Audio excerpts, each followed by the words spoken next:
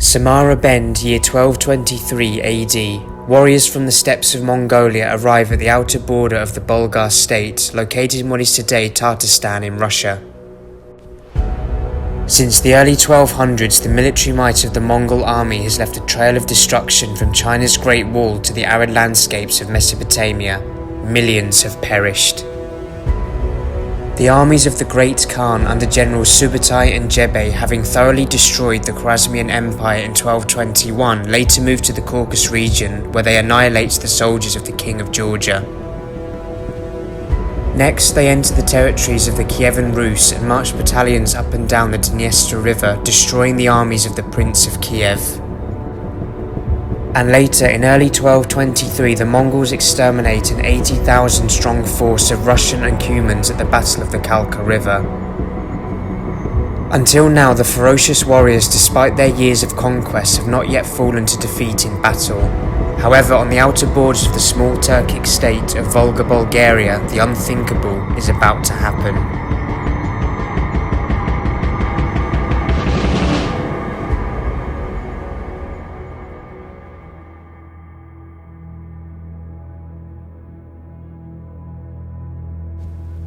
During operations along the Dniester River, a messenger sent from Genghis Khan orders the two generals to link with one of his sons, Jochi Khan, by the Volga River and later return to Mongolia.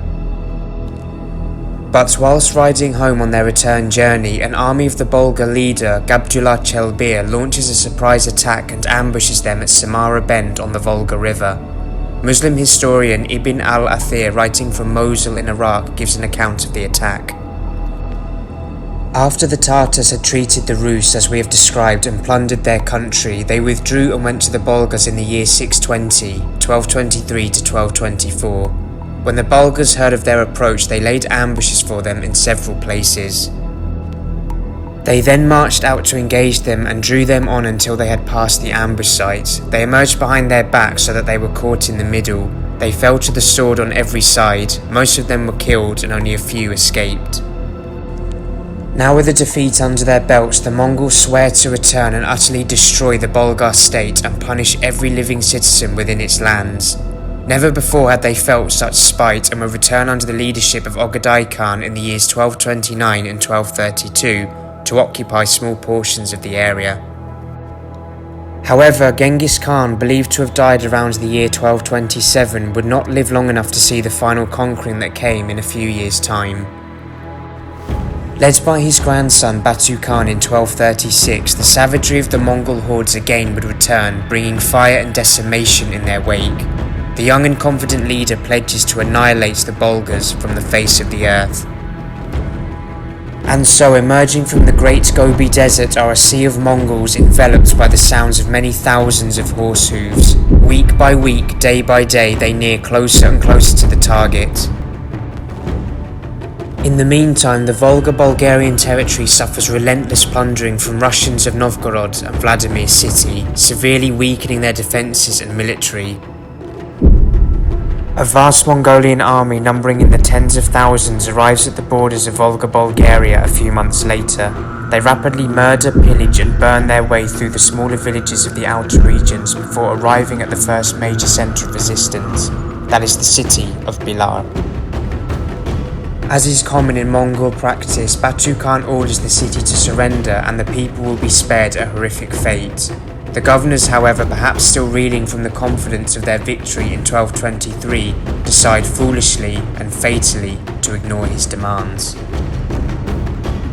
What follows is weeks long of brutal siege warfare. Bulgar archers spotting the encroaching Mongols sound the war horns and soldiers from within the city walls are called to aid. Siege engines and catapults brought from Persia and China pound the great stone fortifications. Many Bulgars are killed in the bombardment, but their defence holds at least for a time. Day and night, the attack continues until the 45th day, when wooden sections of the city wall are brought down by fires. The population, exhausted, starved and without much of a fight left, flee their homes in terror, as Mongol warriors march into the city, committing all manner of atrocities. Of the people who lived in Bilar, whether common folk or soldier, virtually all are killed. A similar fate awaits the second city of the Volga Bulgarian state, which is described by Russian chronicles. They took the glorious great city of Bulghar and massacred everybody, from monks to babies, and took many goods and set afire the city and captivated their land.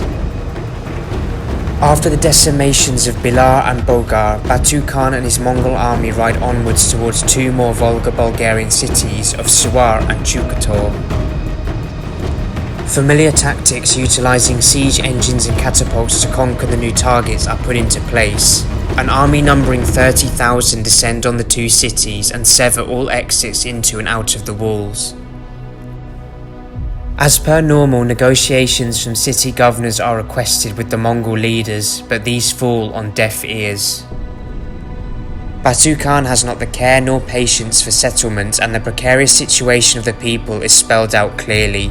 You dwell in houses and have fixed towns and fortresses, so how will you escape me? As with Bilar and Bulghar, great stones pounding the walls mark the start of the battles, coupled with arrows and battering rams at the gates. Ladders placed against the fortifications carry the first waves of Mongols into the cities, but they are slain by the Bulghar defenders. The end result is once again the complete destruction of both cities. Only once enormous pressure from the bombarding rocks bringing down sections of the wall do the invaders gain the whip hand. In similar fashion to before, Mongols pour into the city streets and cut down civilians and military personnel alike. By the later years of the 1230s, the state what was once Volga Bulgaria was nearly completely destroyed. Any lands that avoided the direct onslaughts are absorbed into the Ulas-Jochi sect of the Mongol Empire, later known as the Golden Horde. According to estimates, as much as 80% of the population were killed in the invasion, with the majority of survivors either being enslaved or cast out as refugees. Exact numbers of victims are hard to come by, but it may be in the millions.